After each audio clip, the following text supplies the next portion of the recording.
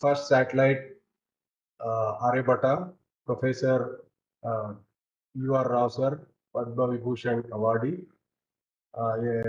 Professor R Rao was the internationally renowned space scientist who made original contributions to the development of space technology in India and its extensive application in communications and remote sensing of natural resources.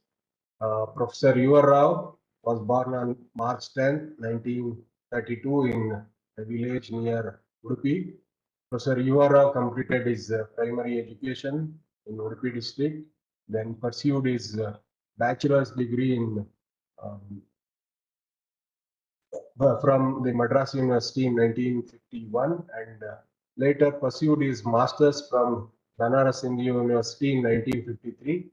The same year, he went to Ahmedabad and joined the Physical Research Lab for his PhD and began research on cosmic rays under the guidance of legendary space scientist Dr. Vikram Sarabhai. After completing his PhD, he went to Massachusetts Institute of Technology to pursue postdoctoral. He was the Professor U.R. Rao was the chairman of Governing Council of PRL at Ahmedabad and the Chancellor of Indian Institute of Space Science and Technology at Trivandrum. In fact, KSTA was his. He started KSTA. He was the founder chairman of KSTA from 2005 to 2017. 24th July till his demise. Sir was our chairman. Under his guidance, many programs were initiated, and we have covered the entire educational pyramid. Professor Rao, after completing his stint at MIT, joined as professor at PRL, Ahmedabad, convinced of the imperative need of use of space technology for rapid development. Professor Rao undertook the responsibility for establishment of satellite technology in India in 1972 under his guidance, beginning with the first Indian satellite Aryabhatta, which was launched on 19th April 1975. Over 18 satellites were successfully launched. Both the communication, remote sensing, and meteorological services were rendered by these satellites.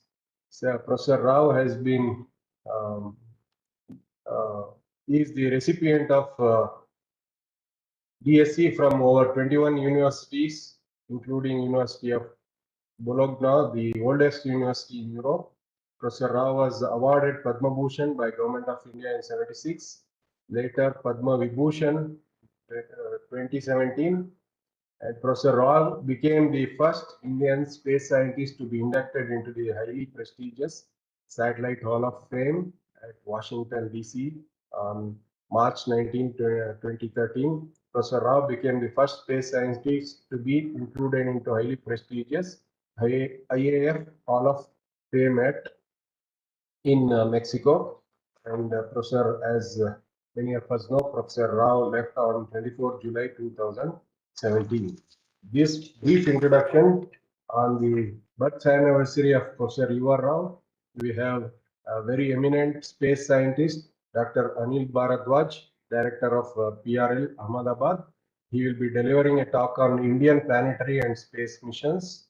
Professor Bharadwaj was the director. He is the director of was the director of Space Physics Laboratory of the Vikram Sarabhai Space Center (ISRO) Trivandrum from 2014 to 17. He has worked as NASA Marshall Space Flight Center as NRC Senior Research Associate during January 2004 to 2005. Dr.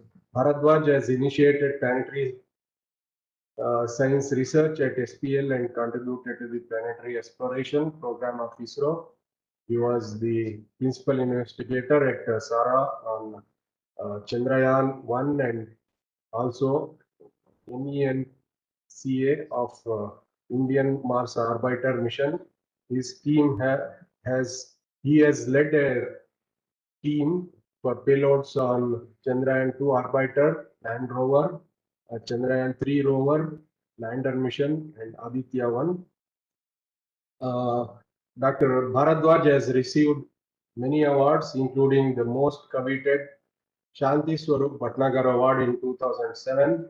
As many of you know, it is the highest in science. It is the highest science award in India, and also the most prestigious Infosys Prize in Physical Sciences in 2016.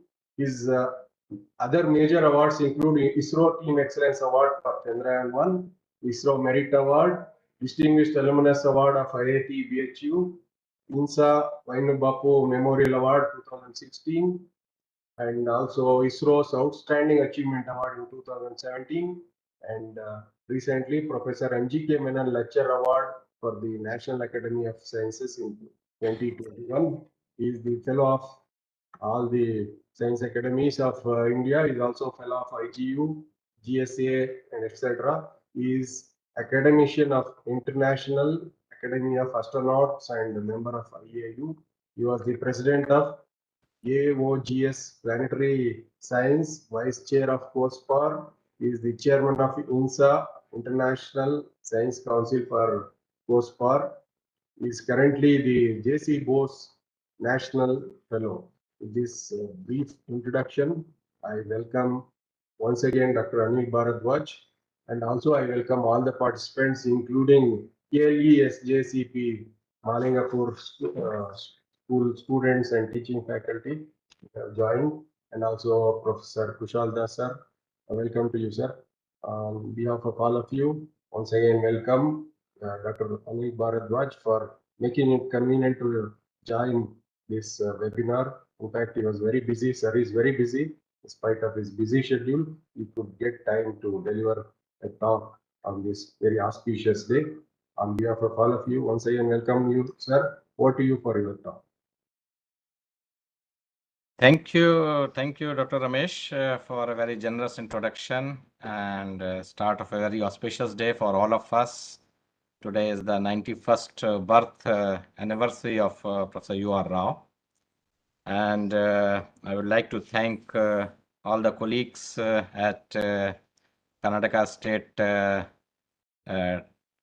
Science and Technology Association, Kushal Dasji, and Srinath, actually, Srinath Ratna Kumar, who actually was instrumental in talking to me and bringing this idea of me delivering this talk today. And also thanks to all the colleagues who have joined us live, both from ISRO DOS family and all the students who are attending this webinar. I will just share my slides first and see how well it goes.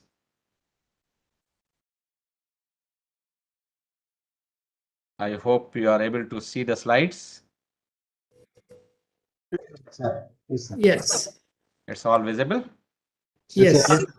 Perfect. Okay. And I am audible also perfectly well.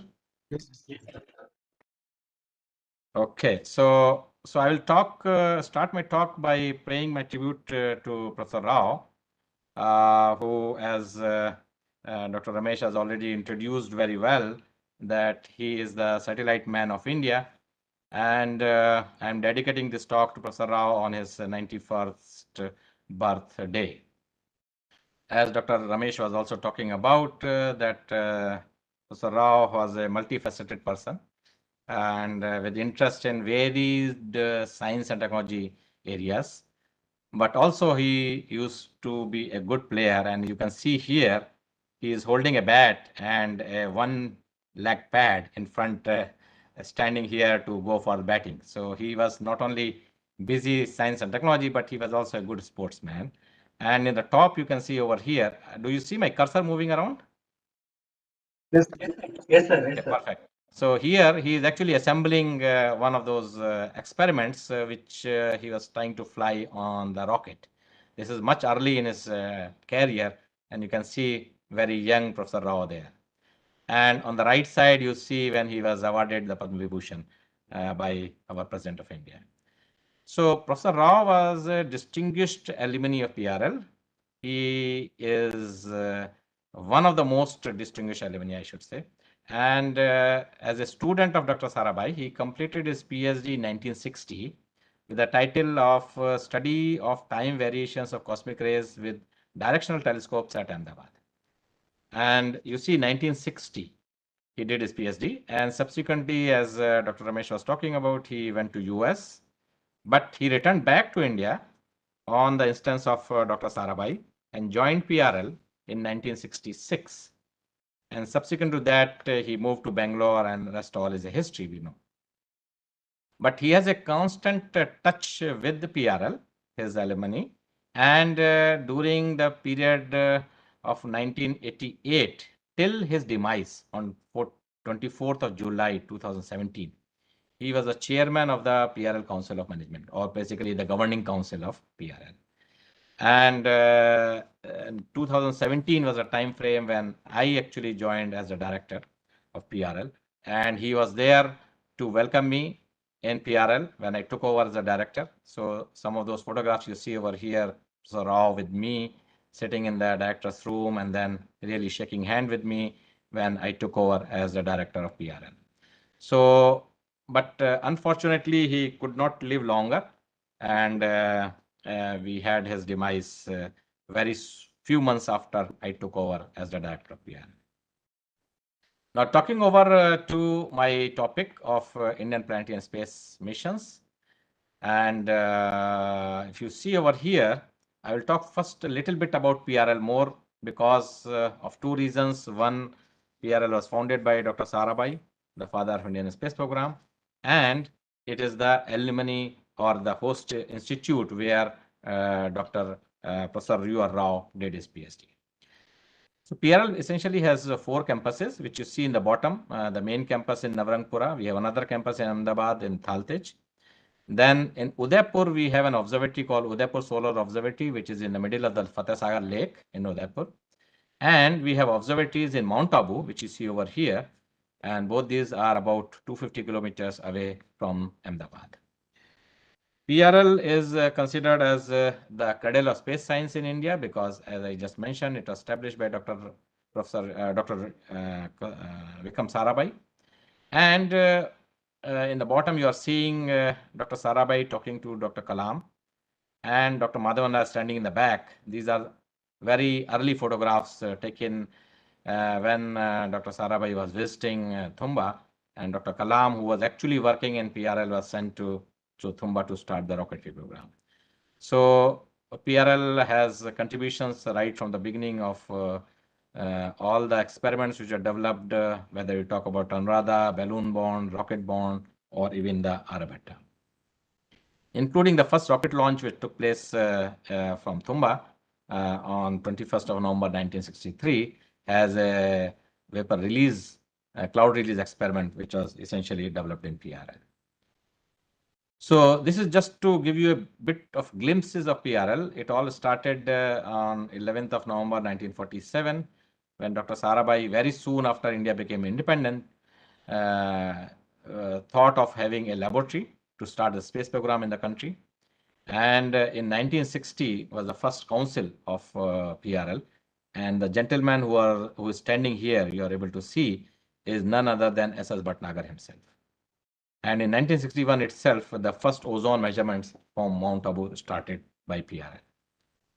Actual foundation for the PRL campus was in 1952, and it was done by Sir C.V. Raman, the guru of Dr. Sarabhai, because he used to consider C.V. Raman as his main guru, and that's why he called his guru, C.V. Ramanji, to do the foundation laying ceremony. In 1954, we had the first building, which you see in the front, inaugurated by then Prime Minister Pandit Nehru. And we had the multi-story building coming back in 70s. And on the right bottom, you are seeing how the campus looks like a couple of years back. So as PRL was founded in the year 1947, the year of our independence, we are now into the Platinum Jubilee year of 2022-23, celebrating the 75 years of existence, along with the country celebrating Azadi Ka Amrit Mahotsav. And to start the celebration, we started a new Vyakhyan series or colloquium, which we call as PRL Ka Amrit Vyakhyan. which started on 4th of August 2021. And with the sankalp that we should have Vyakhan every week on Wednesdays at 4 p.m. And we continued this for almost 2.5 years. So every week at 4 p.m. on Wednesdays, we used to have Vyakhans. And the 75 episodes of Vyakhans got completed on 5th of January 2023. And these are all the stars of Amrit Vyakhan galaxies, 75 distinguished scientists from India and abroad. But they are champions not only of science and technology, but also of arts, humanities, literature, business, law, management, social science, and things like that. And currently, we are now having a monthly Vyakhyan on any of this distinguished scientists or technocrats or from any walk of life giving the Vyakhyans in PRL. Now, you must have seen this logo of PRL, which is very evident when you will be seeing my all slides also. What does it represent? If you see the left side, a circle with a dot in the center, this is the symbol for the sun. And a circle and cross in the center is the symbol for the earth. Now, these two are joined by two different lines and then a big circle encircling both of them. So what does it convey? It conveys that PRL research encompasses the earth, the sun, immersed in the fields and radiation, reaching from and to infinity, all that man's curiosity and intellect can reveal. So this is how the whole research activity of PRL is. Currently, we work in various disciplines, right from the core of the earth to the end of the universe, classifying into astrophysics, planetary science, space physics, solar physics, atmospheric science, geoscience, atomic molecular physics, theoretical physics, and space atmospheric sciences. Now, if you look at how PRL has been contributing, I already talked about Professor Rao, which we know very well. But Dr. Kasturi Rangan, he is also an alumni of PRL. He did his PhD at PRL. Dr. Kalam, who was working here, and all other gentlemen who are seeing there have been the alumni of PRL who have been leading the various research labs or institute of India as the directors. So PRL has been contributing to human resource development in a big way and in niche areas.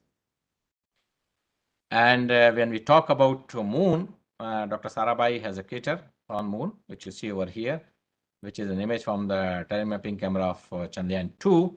And this crater is on the near side of the moon. So if you have a small binocular or a small telescope, you can actually see this crater because it is about 8 kilometers in diameter and about 1.7 kilometers deep. And very recently, we found a new crater on Mars. And based on the suggestion of PRL, the International Astronomical Union has named this crater as Ramanathan crater.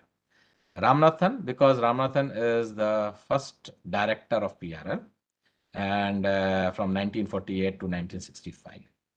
And we have a K.R. Ramanathan medal also by INSA in his honor.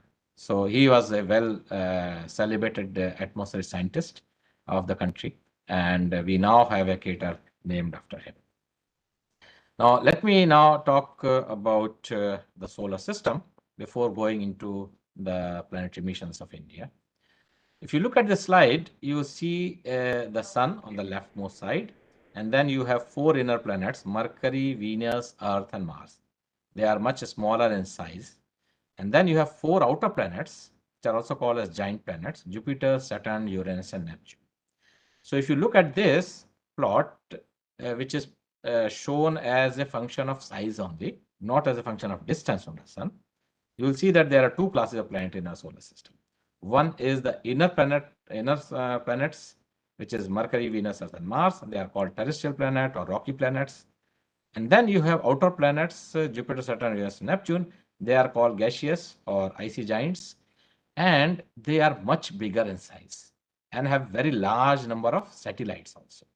Whereas in inner part, you have Earth having 1 and Mars has 2 small satellites. You also have very small bodies in our solar system like asteroids and comets, and even planets beyond the orbit of Neptune, Pluto, which was considered to be a planet consisting 9 planet solar system, now is considered as dwarf planet or a minor planet. And there are planets beyond the orbit of Pluto like Huma, Makemake, and Eris. And all this, including the comets and asteroids, make this whole solar system very, very interesting.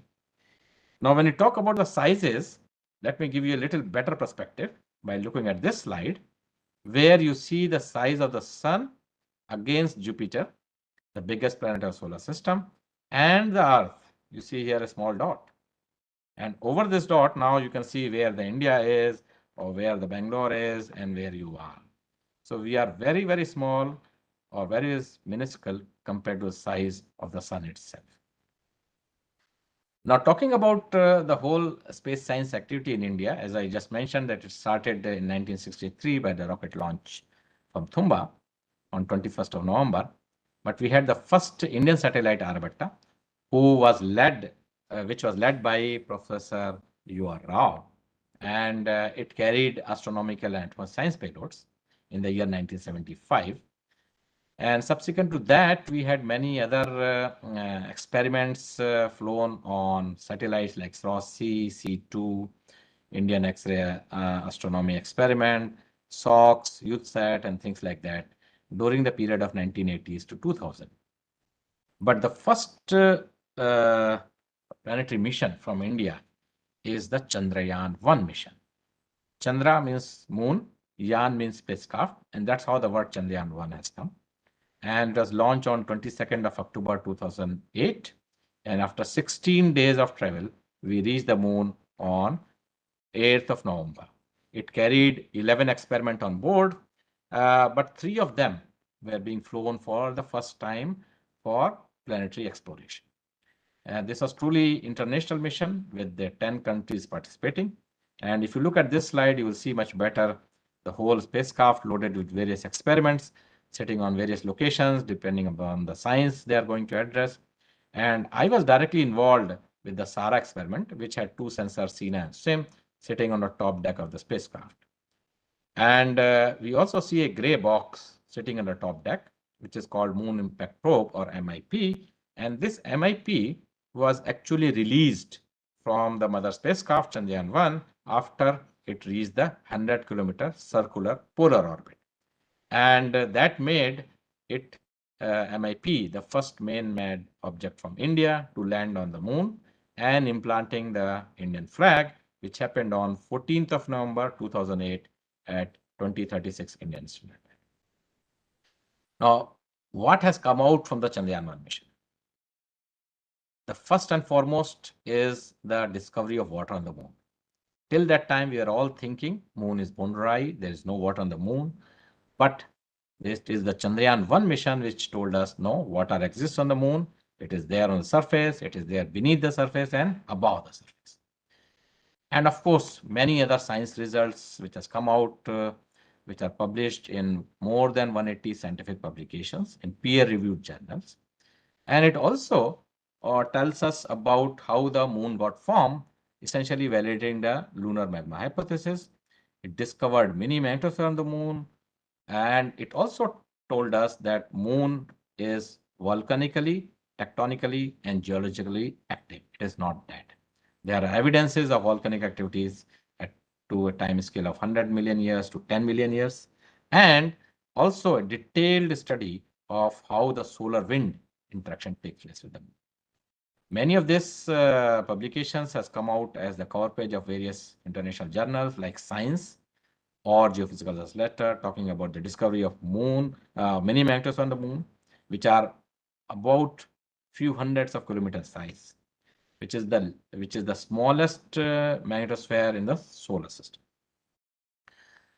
This is the picture I like very much, which you see is how the Earth looks like from the moon.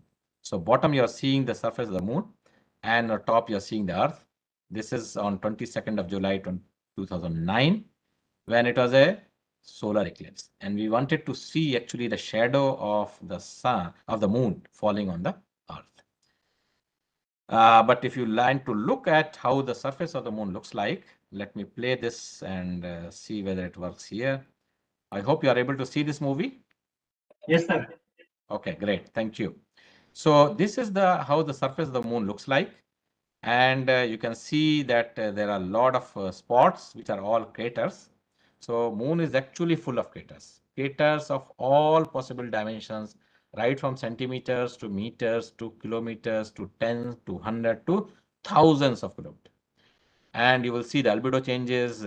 Some are looking as bright. They are actually fresh craters. The old craters looks little dark because of maturation and space weathering processes. Albedo changes at different locations, little bit of hills and things like that. So moon is a very interesting object, though it is having a lot of craters on its surface. Now, let me quickly jump to Mangalyaan, that is the Indian Mars Orbiter Mission or Indian MOM. MOM we all call for the mother, so India has sent the MOM to Mars. Now, when we talk about missions, we see in the bottom the three major elements. On the right side, you see the launch vehicle. This is the one which is used to send the spacecraft into space. And then on the leftmost bottom side, you are seeing the spacecraft itself. But how do we communicate? We communicate using big antenna. So this is a 32-meter antenna at Bailalu, very close to Bangalore. And this is the one which is used for communication to a mission like Mangalyaan or the Mars Orbiter Mission of India, because the distances are very, very large. Now, this Mars Orbiter Mission or the MOM was launched on 5th of November 2013 using PSLV XL, 25th successful launch of PSLV. And it got inserted into the orbit around the Mars on 14th of September 2014.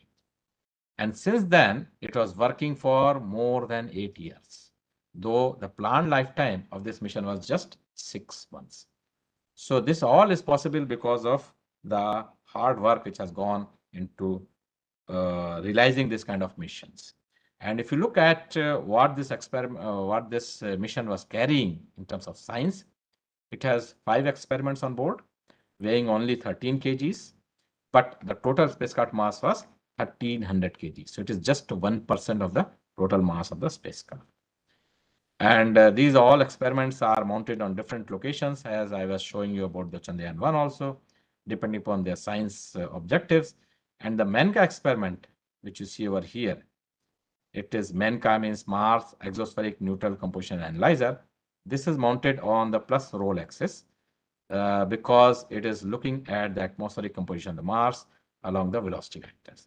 Whereas LAP, MCC, MSM, and TIS, they are mounted to look towards the Mars. This is how the spacecraft is assembled on the top deck of the PSLV fourth stage. So there's an adapter plate, and you see the MOM ready for the launch with 2 heat shields. This is now almost ready for launch, having a launch on 5th of November, middle of the day.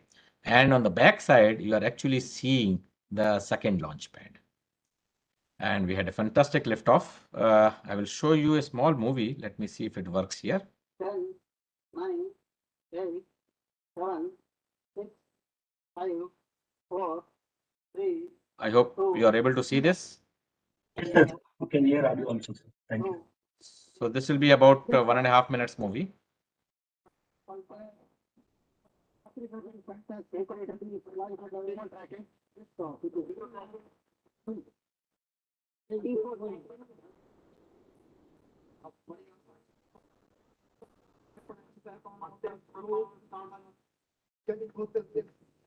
So it is passing through the cloud, so you are not able to see it.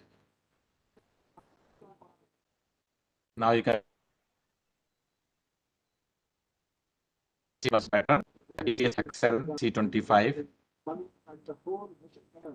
Because the racing with the one with the sound that has emanated by the steadily. So this is only till the strap-on separation, only the first stage part. The total launch duration was more than 45 minutes.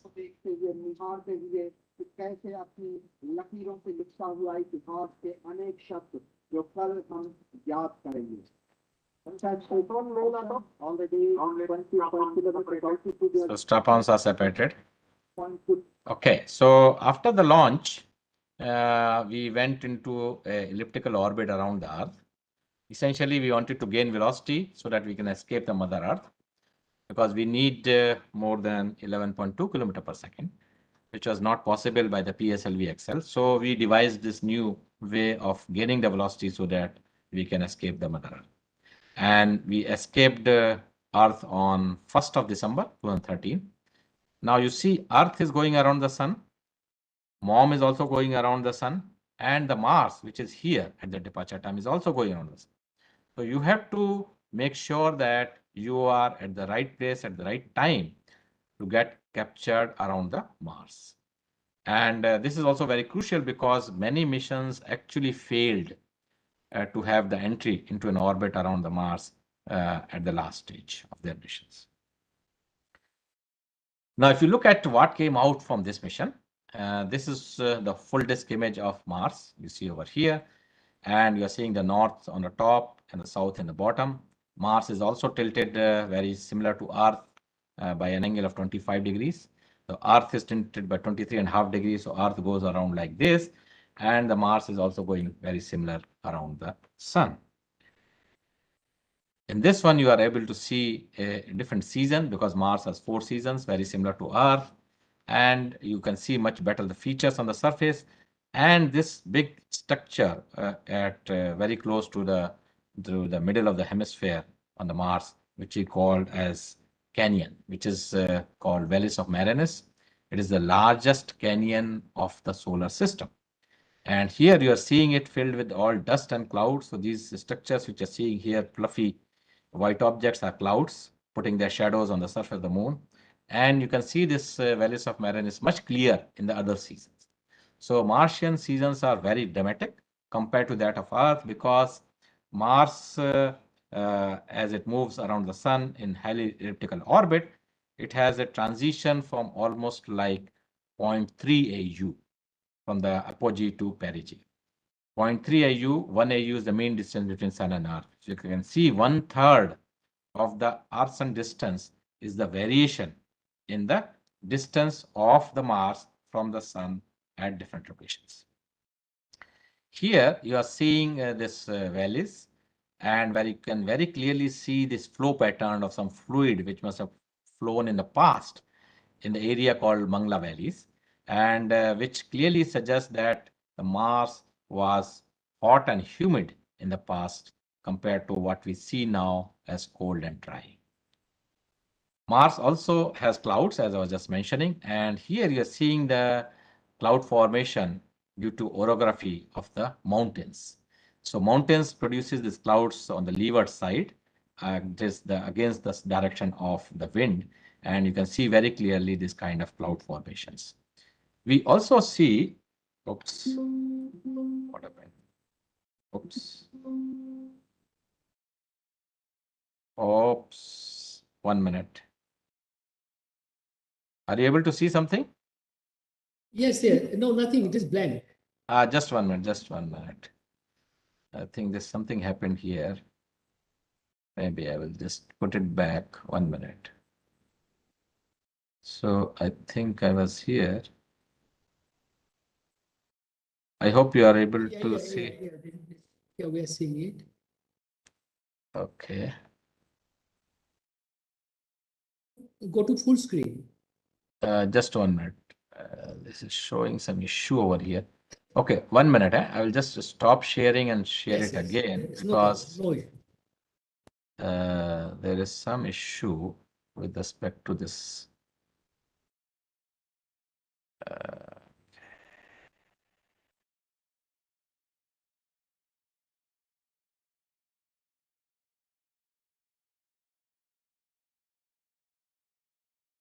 Okay, now it is okay. Let me go here.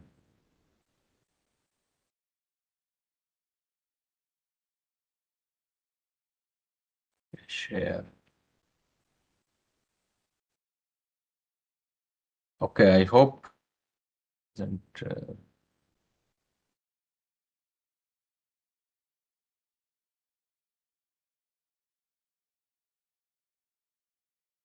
okay. White and browsed. Presented as beacon full screen closed. Select OK, sir. You can see that. Just 1 minute. It is showing me something else. Why it is showing automatic? On. Select OK, sir. It will be fine. I think it is a presentation mode. You have a problem, no? Yeah, I'm See, just trying to see why it is coming. It is in the presentation mode. I think full screen only it is problem. Just 1 minute. Okay. Okay, I know what is happening. 1 minute. Just 1 minute. Go into full screen mode. Go to tab. Come here. Okay, share. Hope you are able to see it now. Yes, sir. Yeah, it's fine. It is Yes, very good. okay, I know. Thank you, sir. Thank you. Carry on. Okay, so I was just here, right? Okay, and then I was talking about this. So the Menka experiment, where I was directly involved, also brought out very interesting science results from the Mars mission. And one of them is looking at the evening time exosphere of Mars and how a CO2 dominated atmosphere actually converts to a oxygen dominated atmosphere. So Mars is actually dominated by carbon dioxide, CO2. But as you go up in the atmosphere, somewhere around 250 to 300 kilometer, it becomes oxygen, O, atomic oxygen. And this happens because of the photodissociation of carbon dioxide, which liberates carbon and oxygen. And this mission, the Mangalyaan, or the Mars orbiter mission, the Menka experiment showed us that this transition is happening somewhere around 250 to 260 kilometer above the surface of the Mars. We also discovered the superthermal argon in the exosphere of Mars. Now, this discovery is important because in the exosphere, where the atoms and molecules don't collide, you actually, if you have any atom or molecule which has higher energy, which is little hot, it will escape. And therefore, this discovery is now having serious implications about how the Mars lost its atmosphere. Because superthermal argon in the exosphere of Mars is telling us that many of such atoms which have little higher energy or higher temperatures will be actually escaping the Mars. I hope you are able to see something black moving here on the top right side. This is Phobos. Phobos is a satellite of Mars. It is a very small satellite of a few Yeah, tens. it's moving. Yeah, yes, right. You are right. Okay, great. Thank you. Thank you for confirming. So this is a very small satellite of Mars, Phobos, which you are seeing here right in the front moving. And there's another satellite of Mars, which is called Deimos. Deimos is hardly about 20 kilometers in size. And this is the first time we are able to capture completely Deimos from all sides because of the highly elliptical orbit of the Mangalyaan. Or you see here Phobos taken an image on July 1st, 2020 by the Mars Color Camera of the Mars Orbiter mission. And you can also see this is a small body of about 40 kilometer in dimension is having craters. So you see here this all names, Ronchi, Glenda, and Stechny, written here are regions which have craters. So small bodies also have craters. So that means cratering or collision is a very universal phenomena in the solar system.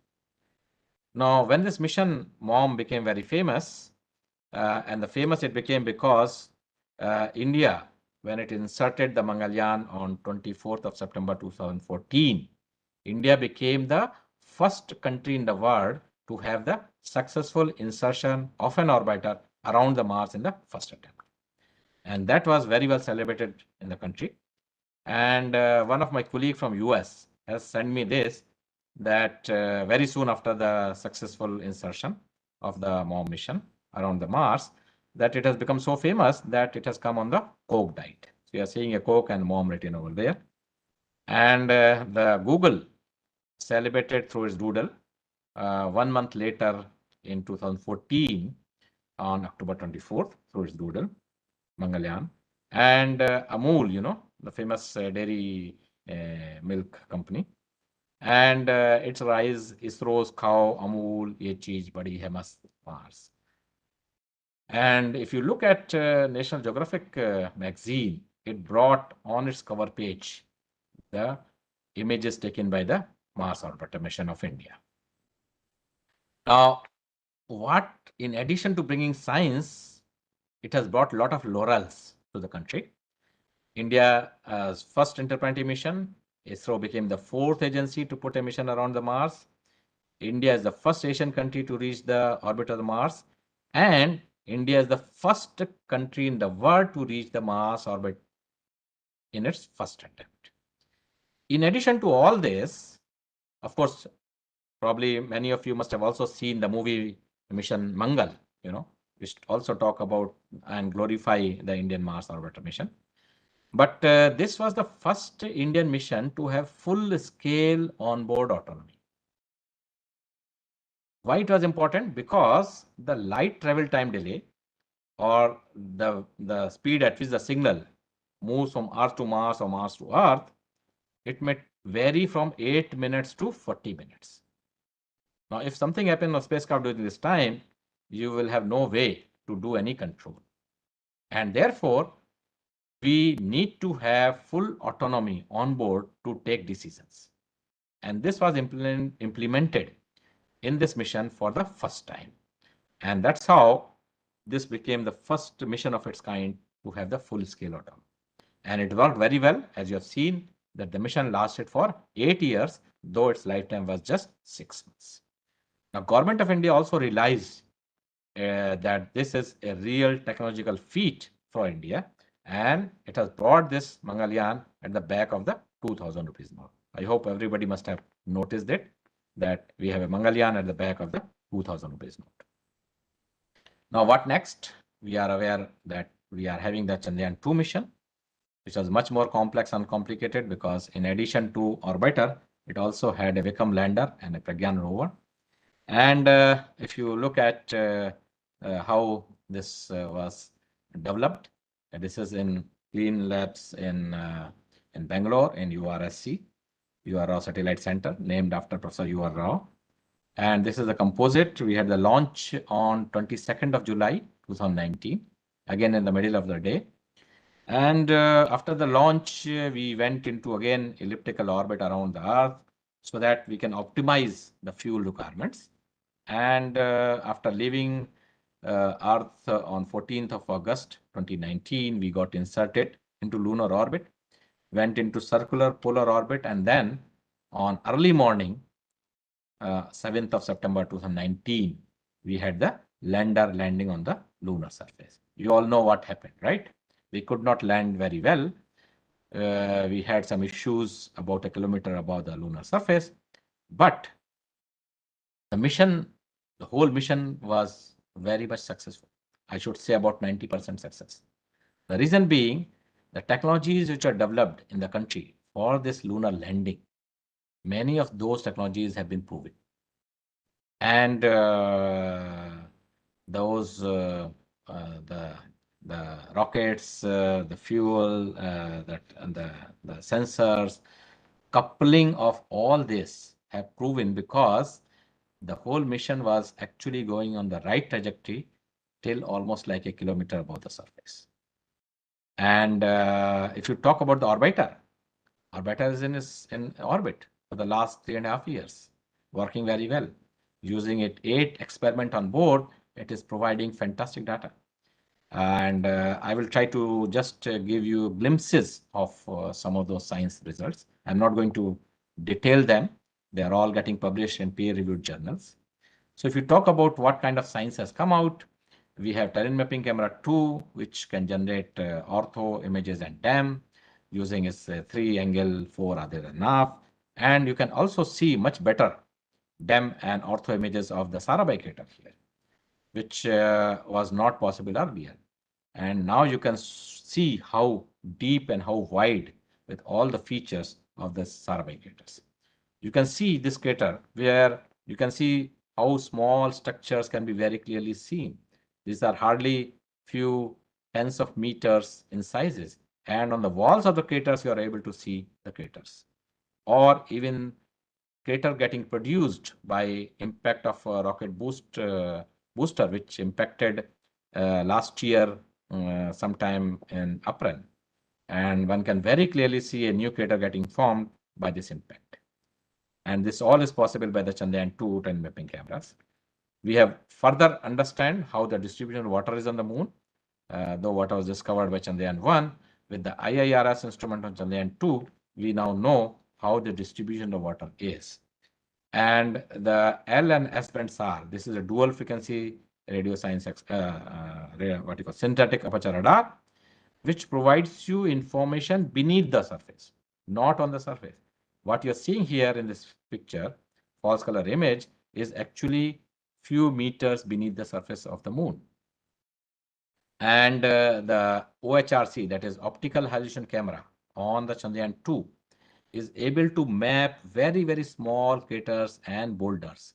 The small craters and boulders you're seeing is just about a meter in size. And this is the one which is now being used for looking at much greater detail about the landing sites for the Chandrayaan-3, as well as being used by other countries for their landing on the moon. The class instrument, which is basically a XRF, X-ray fluorescence spectrometer, and it has looked at major elements on the lunar surface, but not only that, like magnesium, aluminum, silicon, calcium, titanium. It has also found out sodium, chromium, and manganese, which are minor elements. And very recently, there's a paper talking about distribution of sodium on the moon, which is very different compared to what we know earlier. And to classify this abundances of various elements, we have a solar X-ray monitor, which is developed in PRL. And this is one of the most sophisticated instruments currently flying on any mission across the globe. It provides you spectrum every 1 second in 1 to 15 kb band.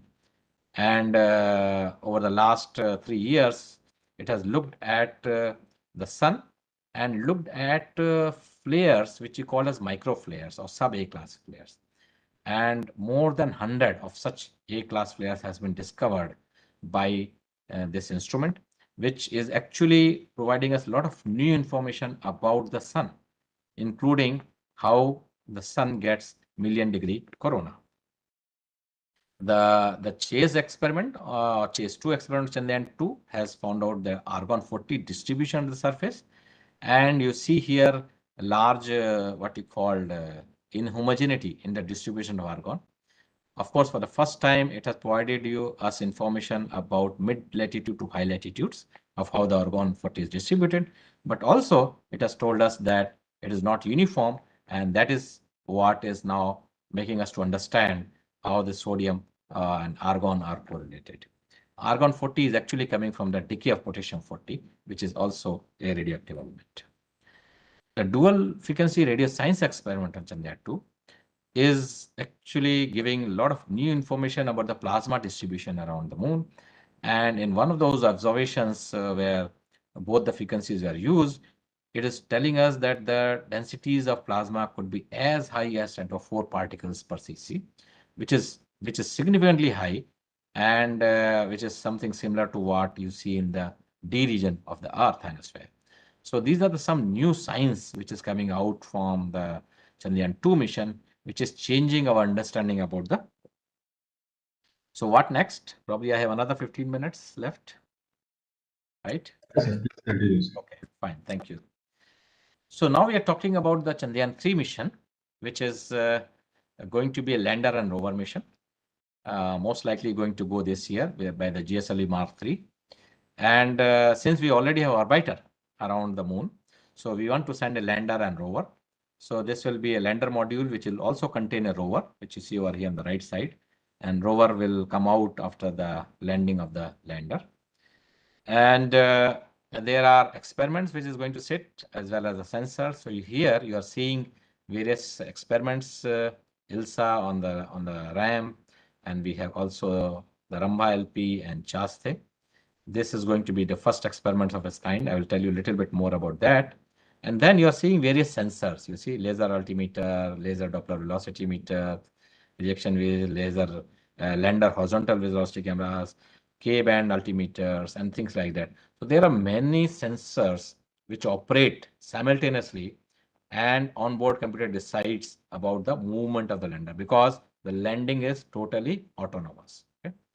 And on the right side, the bottom, you are seeing actually the blown up view of the rover, where you see various subsystems shown over here, and also the solar panel. So the experiments on the lander, there are 4 of them. One is to look at the near plasma environment at the landing site. The second one is Shasta experiment, which is actually more or less like a thermometer going inside the lunar soil up to a depth of almost 10 centimeter. And it will give you temperatures at different depth. The reason for that is we know that the lunar regolith or the soil is highly thermally insulating. So we need to know how the heat from the surface goes inside and how the temperature gradient is as we move inside the lunar surface. So Shasta will be the first of its kind of experiments flying on the Chandrayaan-3 lander, which will profile the temperature. ILSA is a seismometer, which will provide the seismicity around the landing site. And then we have another instrument from USA called laser reflectometer array, retroreflector, which will be providing dynamics of the moon system. On the rover also, we have 2 experiments. LIPS, which is laser-induced breakdown spectroscopy, developed by LEOS in Bangalore, and alpha particle access spectrometer, developed by PRL in Ahmedabad. And both these instruments are looking for in situ measurements of the mineralogical, elemental, and chemical composition of the lunar surface. So on one side, you are going to probe the surface by these in situ instruments like LIPS and APXS. And on the orbiter, we have other instruments which are also looking at the elemental and mineralogical composition. So in one way, you have a macro understanding and macro understanding. So micro and macro. And these 2 can be combined together to get a better understanding of the. In addition to this, on the propulsion module, which is essentially carrying this whole lander to the moon, we have an instrument called SHAPE, which is a spectropolarimetry of habitable planet Earth.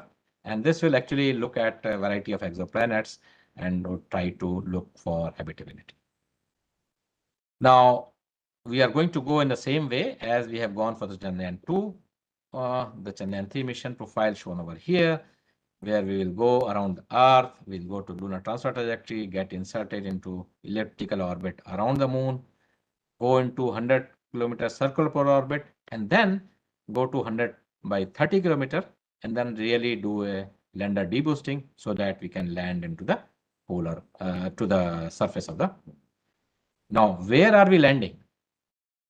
If you look at this slide, you will actually see that so far all the landings have happened in mostly equatorial or low latitude to mid latitude. Whether you talk about Apollo, Luna, or Chang'e or surveyors. But Chandrayaan-3 landing will happen in the polar regions. You see here in this color, the orange or reddish color, the landing sites of the Chandrayaan-3. And so we are targeting the region which has not been explored by any other country. And this is going to be very interesting because polar regions of the moon is also scientifically very interesting. And more particularly, if you go to the deep permanently shadowed craters, which never sees the sunlight. The next mission after Chandrayaan-3 is the Aditya L1 mission. And this mission is also likely to go this year, which is to look at the sun from the L1 point. And I will tell you where the L1 point is. Now, this mission is also very interesting and exciting because it not only carries remote sensing experiments in visible, ultraviolet, soft and hard X-rays, but it also carries in situ experiments to look at the plasma which is coming from the sun 24/7. We know sun is continuously emitting plasma and radiation. Radiation in electromagnetic waves, right from X-rays to radio wavelengths, but also charged particles as electrons, protons, and WN as helium, which moves away from the sun and also comes towards the Earth. So at L1 point, we have an instrument called PAPA and ASPEX and a magnetometer, which will provide you in situ measurements. whereas VLC, Soot, Solex, and Helios is going to provide the remote sensing in visible, ultraviolet, and X-rays. And this mission is going to go L1 point. So where is L1 point? L1 point is the point on the Sun-Earth line. In the center, you are seeing the Sun in yellow, and the blue color is Earth. The red dot which you are seeing in the front is the location of the L1 point. So as the Earth goes around the Sun, the L1 point is also going, as the Earth goes around the Sun, L1 point is also going around the Sun. Now, the advantage of that is L1 point is not orbiting the Earth. L1 point is also orbiting the Sun. So you get continuous 24/7 uninterrupted view of the Sun. We have other Lagrangian points like L2, L3, L4, and L5, and they are also very interesting. But L1 is more interesting because it also sees the plasma and radiation coming from the Sun first before it reaches the Earth. Now, this mission is getting ready currently in Bangalore in R Rao Satellite Center. And we have 7 experiments which I just mentioned, which is shown over here: the VLC, Soot, Solex, Aspects, Papa, and magnetometer. And hopefully by this year, we will have the launch of this mission. Now, talking a little bit about the future, I hope I have some more time. So we are talking about launching next mission to Mars, which will be the second mission from India.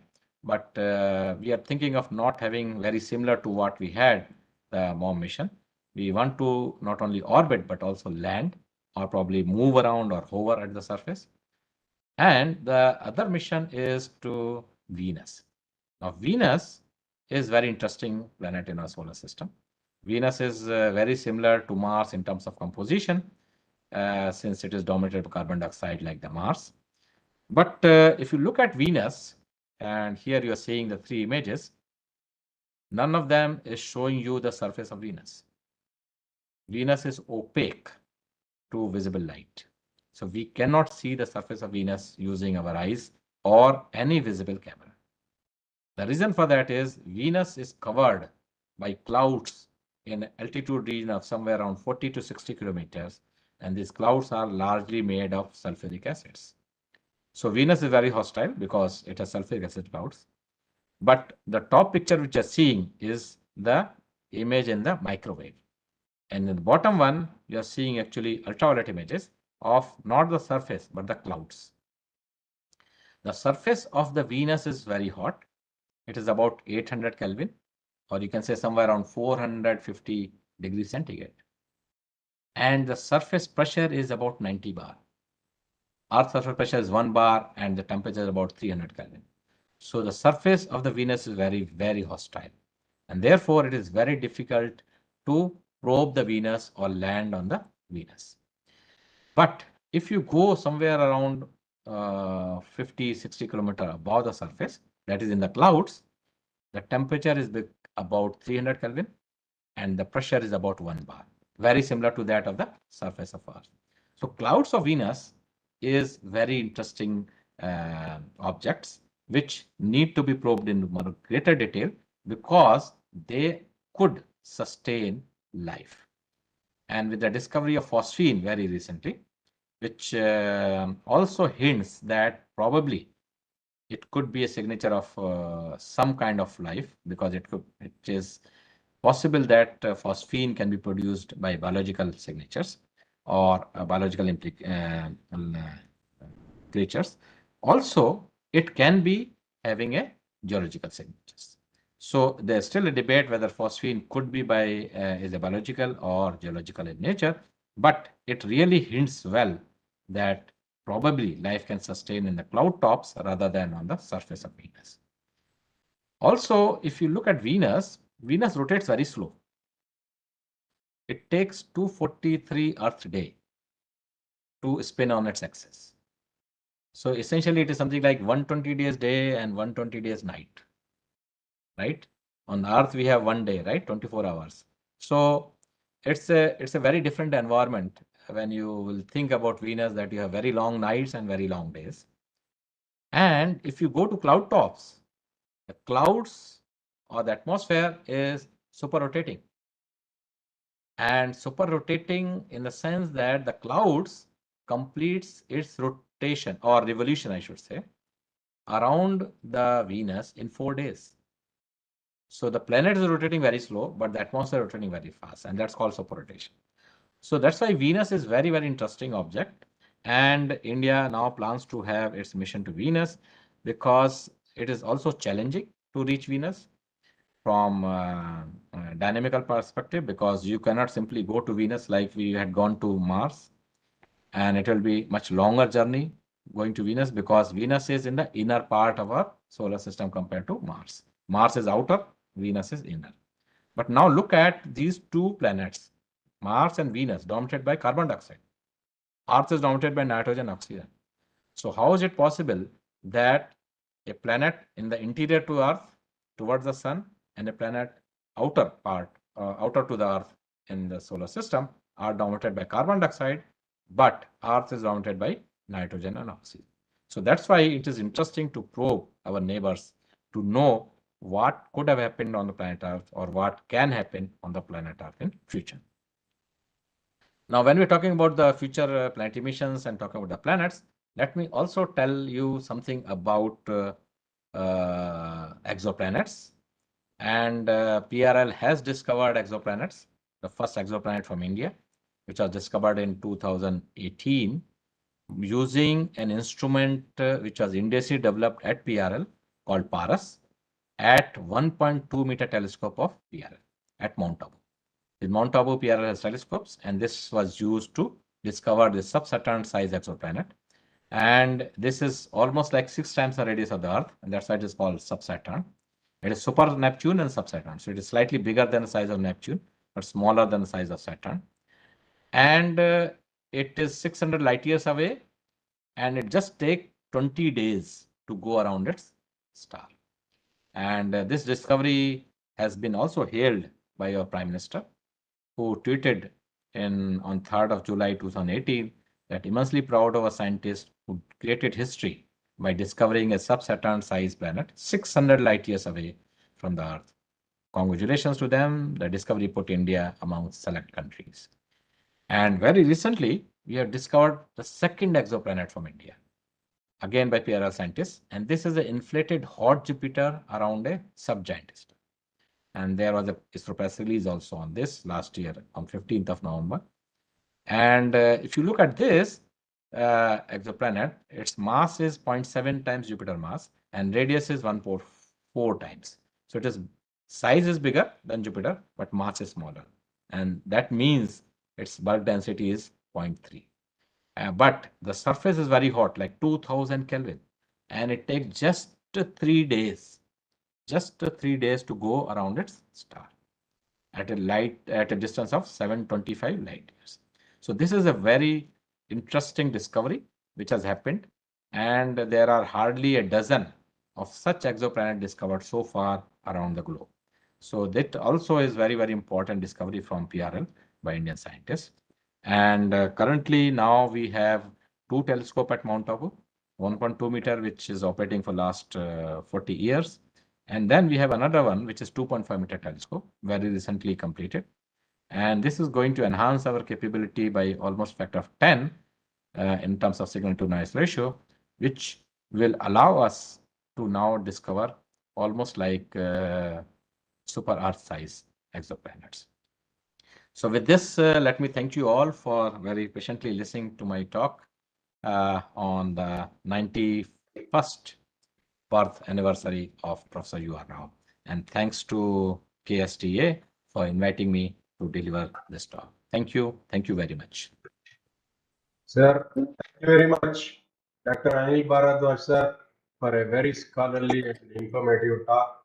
Indeed, it was truly a touching deep tribute to Professor R Rao, who always had his mind on India and Indian space mission. Always when he used to come for meetings, he used to give some information on Indian space missions always. Truly, it was a very great tribute to Professor R Rao, sir. And sir, you gave a good overview of Chandrayaan missions 1 and 2 and Mars orbiter mission. And then next, missions that ISRO would like to take up, like Chandrayaan 3, Aditya L1, then mission to Mars, that's second mission to Mars, then mission to Venus. And all these really, you give a very good overview of what ISRO would be doing in the next few years. It was a great talk, sir. On behalf of KSTA and all those who are present online, and we are very grateful and thankful to you for this wonderful talk and your time. Now, I request Professor Das, Kushal Das, sir, is the director at PLD University, for his words. Over to you, sir. Thank you very much. Professor Bhardwaj, it was an amazing lecture so far I heard in my life. It was so beautiful, so lucid, because I first like to confess that I belong to the Faculty of Medicine, completely a different branch. But as like any child, very curious in the space from my childhood, though the branch and discipline shifted, but the passion and interest never shifted. It remains same.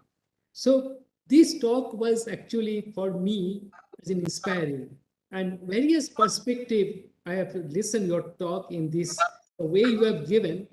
Uh, every points you have discussed in a like a story, as if you are telling a story of the Indian space missions and vision for tomorrow's India.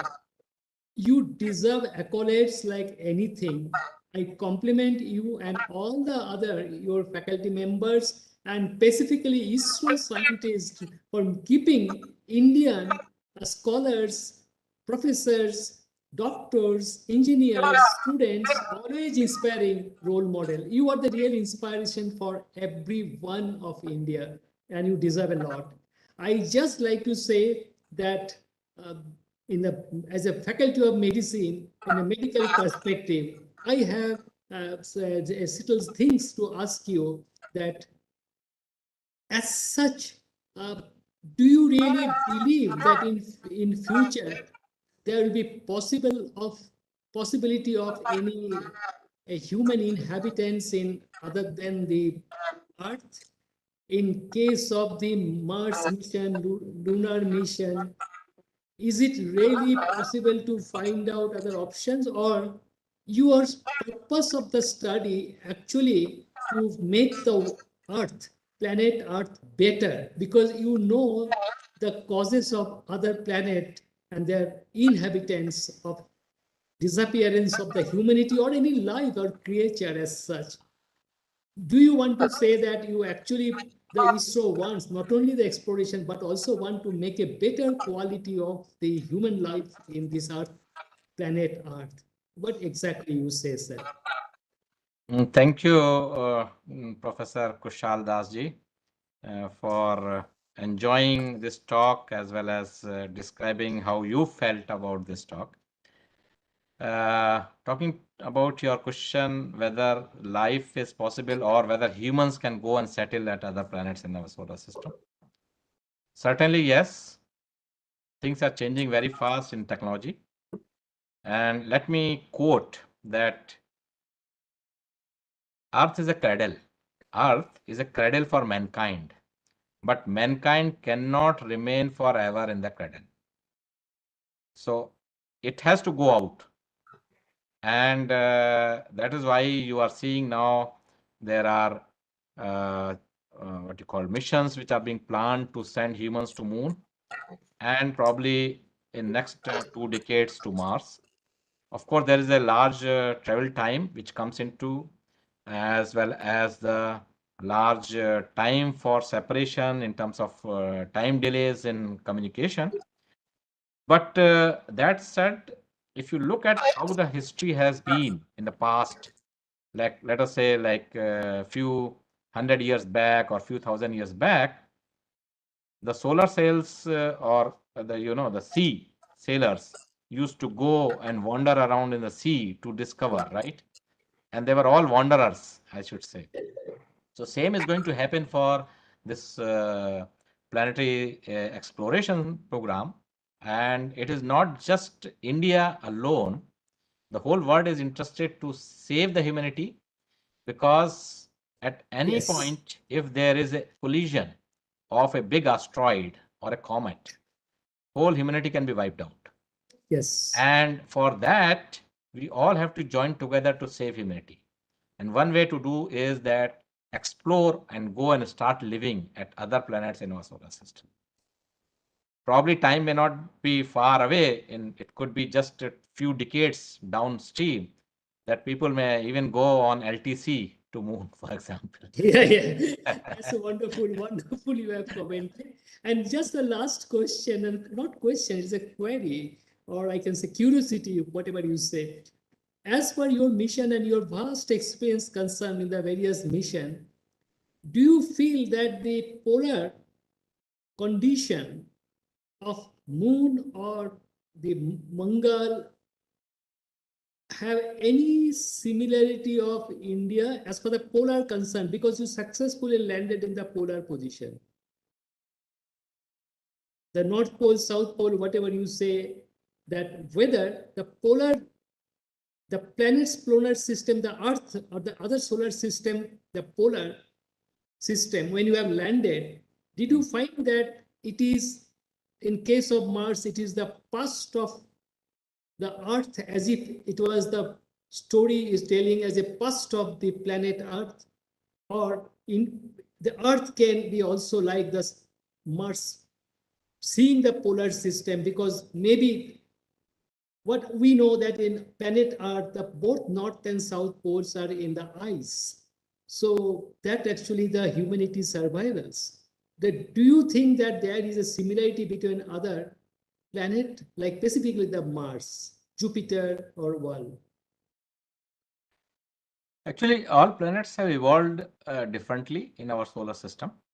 And that is why I was giving you an example of how and why Mars and Venus have a carbon dioxide dominated atmosphere, where Earth has nitrogen and oxygen. And the question to ask is whether Earth has already passed that stage or Earth will go to that stage. Okay. Exactly, now, that is my question. Yes. Right. So now the issue is there are many other factors which comes into play. For example, the distance from the sun, the tilt of the planet axis, and the type of composition it has. Now, Mars in particular, if you talk about, what we know now is that Mars was having a water, or basically fluid, I should say, more particularly, in the past. And we do see very clear signatures of that currently. In the last few decades of exploration of the Mars, we now know for sure that Mars had water or a fluid flow on its surface. Now, debate is on whether it is happening currently. We do see now, they are called gullies, okay, which are like a fluid flowing and creating a kind of a valley, which are seen in images taken by orbiters around Mars. And there are new gullies which are produced. So if you see maybe 5 years back, there's no, but after 2 years, it is there. So that means there is activity happening even now on the Mars. That shows that the Mars is also evolving quite fast, like Earth. And there could be signature, or I should say possibility of even life. Now, when I say life, it is very difficult to classify what kind of life it is. Now, you are a doctor and you are a medical doctor, you may be understanding that we know the way we understand. But probably life could be there in many other form which we do not know even now. Right. Or it could be in a very primitive form, like singular cell or double cell kind of thing, rather than a more complex form as humans. So when we say life, we say it could be possible to the extent which we know, but probably to the extent which we still do not recognize that it is a life. It may be dormant life also. Because Yes, life on planet Earth has been there in most hostile locations. You see hot lavas, you see bed of the oceans, you see very hot temperatures, you see extreme cold temperatures, life survives. It adapts and survives. So that means life is there certainly within our solar system also, But so far, we are not able to really pinpoint and say, yes, I have seen the life. Absolutely. Thank you. Thank you, sir. Thank you very much. Thank you. Thank you, sir. Professor R Rao Sir always used to talk about colonizing Mars. It seems he had written an article along with Sir Arthur Clarke about colonizing Mars in another few hundred years. And our Yes. second important thing was helium-3, bringing helium-3 from the lunar surface. Always used to mention about that.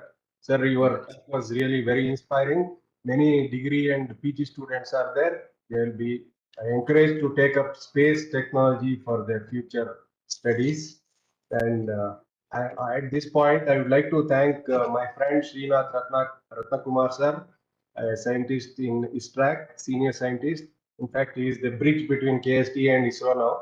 In fact, we worked with ISRO chairman, Professor R Rao. Then second chairman was our Dr. S.K. Kumar sir. Now, Ratnakumar sir is giving us contact from ISRO for these type of talks. And we are really very grateful to you, Anil sir, for this wonderful talk.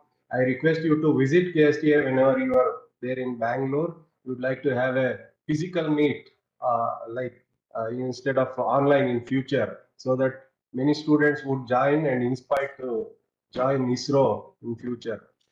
Thank you, sir. I see some questions coming in the chat box.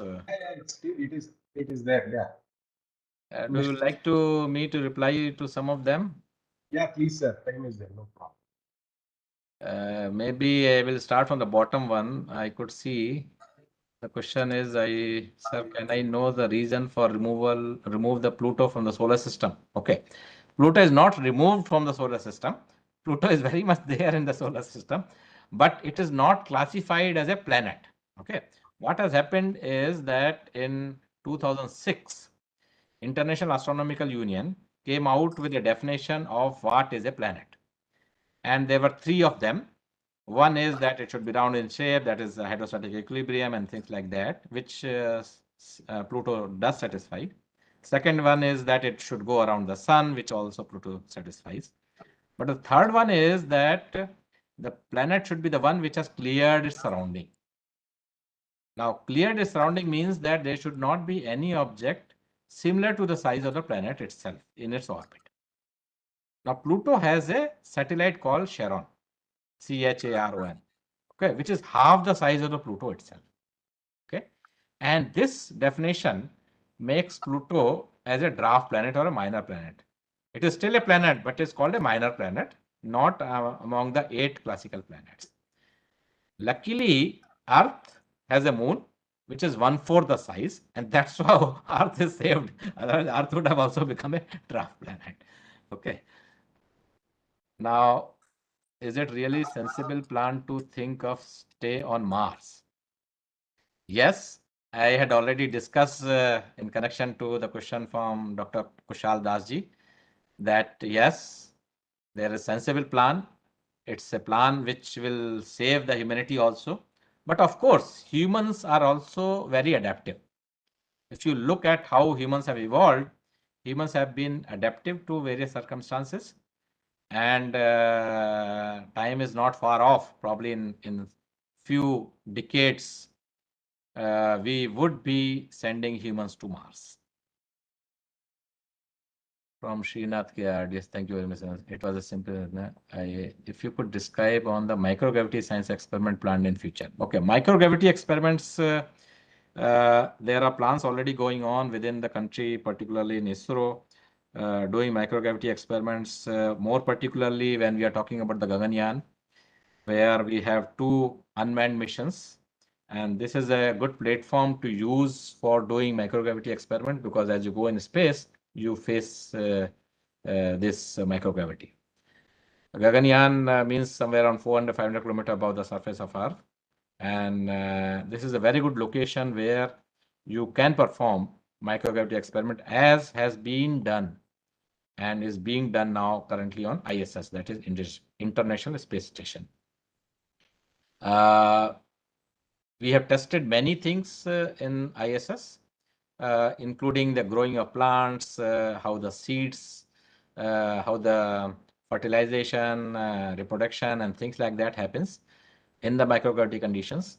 And that is also going to be very beneficial when we go to other planet in our solar system, because we have to see what is the impact of microgravity. Okay, now what is the other question? I will read it. I will read it. Are there any significant contribution of academia researchers like ISC, IITs, or NITs in support of technology development relevant to space application technologies? Is there any significant contribution of academia researcher in support of technology development relevant? Yes, of course.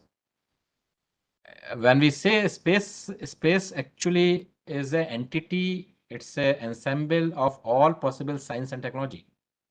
You name any field of science and technology and you will find it in space. Whether it is chemical, electrical, propulsion, propellant, physics, chemistry, maths, biology, medical sciences now included, because Gaganyaan has come in, where humans, space medicine, space, what you call, food and things like that. And you talk about electrical, chemical, civil, mechanical, any field of science and technology, it is required in space. So that is first for all students who are also listening, that if you are interested to join the space program of the country, you have to do well in any field wherever you are and whatever you would like to do. Second thing is, of course, there have been significant contributions from all possible academias, research laboratories in the countries, whether it is ISCs or IITs or NITs, or even from various private sectors, because a significant part of the work of ISRO is done in various industries.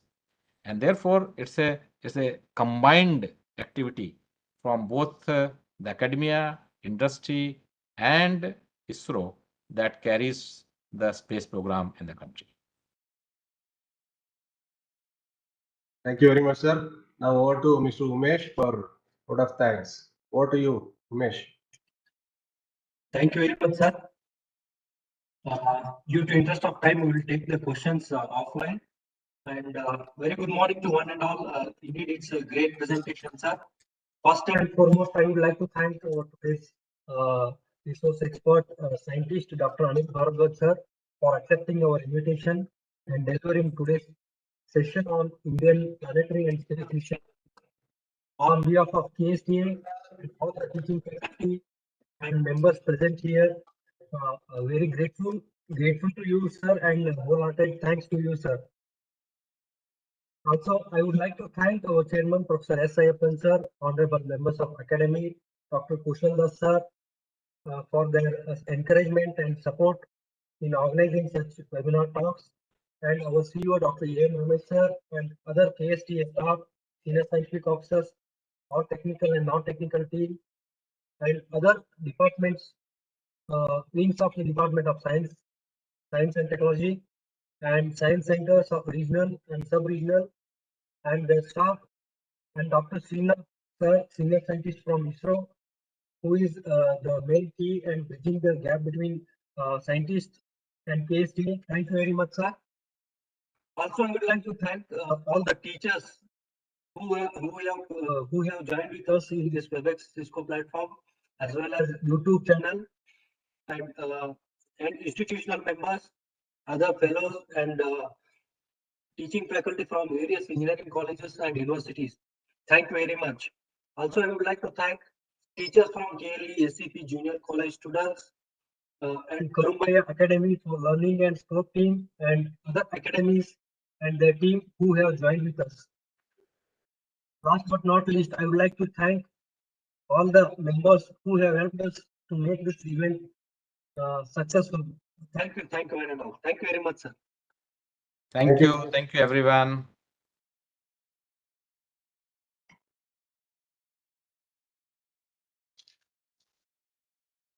Now I request all the students to share your feedback. We will sharing the link now in the chat box.